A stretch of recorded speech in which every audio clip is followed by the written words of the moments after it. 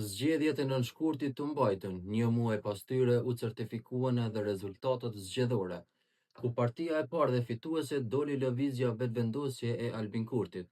Pas disa dështimeve të seancave konstituive për ta konstituar Kuvendin e Republikës së Kosovës, më në fund Kuvendi e bëri kryetarin e saj, i cili ishte Dimal Basha, ku me ndihmën e Partisë Demokratike të Kosovës u bë kryetari i Kuvendit të Kosovës.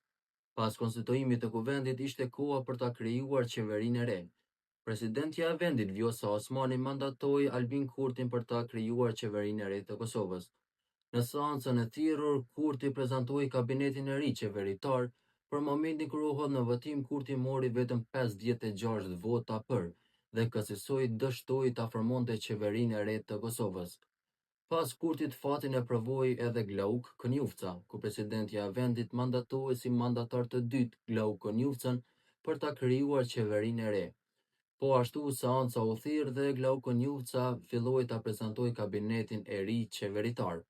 Për momentin kur u hodh në votim, njëjtë sikurse Kurti, edhe Konjufca i kishte 56 vota për. Për ndryshim nga Kurti, Konjufcës i ushtuan 53 vota kundër dhe 4 abstenime. Pas dështimit të Konjufcës, presidentja Osmani u aktivizua, duke i thirrur gjatë së enjtës liderët e partive politike në takim për të saktuar datën e re e zgjedhjeve të jashtëzakonshme. Dhe kësaj data u caktua 28 dhjetor të këtij viti, ku do të mbahen zgjedhjet e jashtëzakonshme.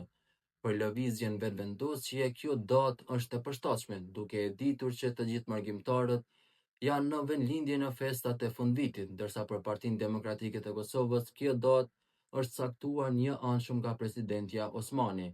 Mbetet të shihet se kush do të jetë partia e parë fituese dhe kush do ta formojë qeverinë e re e kush do të jetë kryeministri i ri i Republikës së Kosovës.